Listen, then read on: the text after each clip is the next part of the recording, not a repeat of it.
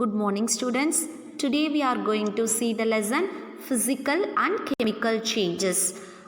What is mean by physical changes? Physical changes means size, shape and their color, size changing alone we call it as physical changes.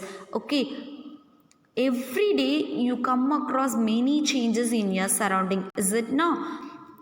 These changes may involve even one substance or more substance. For example, if your mother asks you to dissolve sugar in water and to make a cold drink, making a sugar solution is also some change.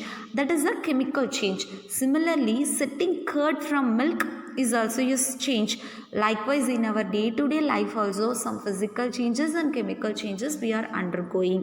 Here first we will see about the physical changes. See the activity 1. See the paper pieces.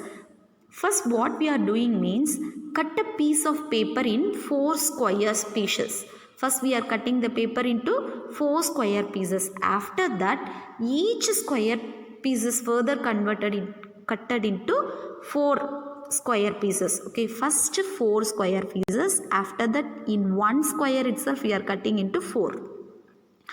So here what changes is happening? Physical change, that is size of the paper has been changed. Okay, and you cannot join the pieces back to make the original piece, but is there change in the property of the paper? There is a change in the property of the paper.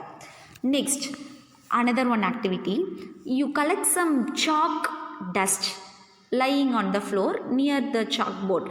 After that what you are doing means crush into small piece of chalk into dust. Add some little water to the dust and make it as a paste. After making it as a paste, roll it into the shape of a piece of chalk. After rolling it, keeping it in a sunlight and let it dry. Did you recover the chalk from the dust? Yes, you can able to recover the chalk from the dust, but not the same original size. Take some ice in a glass or plastic tumbler. This is third activity. After that what you can do means you have to melt a small portion of ice by placing the tumbler in the sun. After that you have now a mixture of ice and water. Now place a tumbler in a freezing mixture. Does the water become solid ice once again? No. Next activity 6.4. Boil some water in a container. After boiling a water, what happens? Steam will be going upside.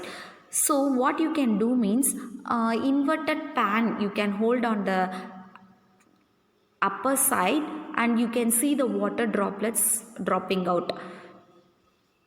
See next activity 6.5. Hold a used Hasa blade with a pair of tongues. You know Hasa blade we use in our house. Keep the tip of the free end of the blade on the gas stove. Then wait for a few minutes. Okay, wait for a few minutes. After that the tip of the blade color changes. Okay, then you remove the blade from the flame. You can see the tip once again. After some time it returns to its original color. So from this activity 6.3 and 6.4 we come to know that water can be changed its state from solid to liquid and gas to liquid. And in 6.5 we saw that Hasa blade changed color while on heating. And in 6.1 and 6.2 what we come to know? We saw that paper and piece of chalk underwent changes in size. They are changed in their size. And in another two activity it changed their state. In last activity it changed the color. So properties such as shape, size, color and state of a substance are called its physical properties. Physical properties means properties such as shape, size, color and state of a substance we call it as physical properties. Then what does mean by physical change? A change in which a substance undergoes a change in its physical properties. That is, in its physical property itself some change is happening. That is called physical change. Physical change is actually reversible.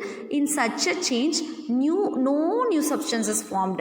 The physical change which is reversible, in that state no new substance will be formed. Okay students, today in this class we saw about the physical changes and some activities related to that.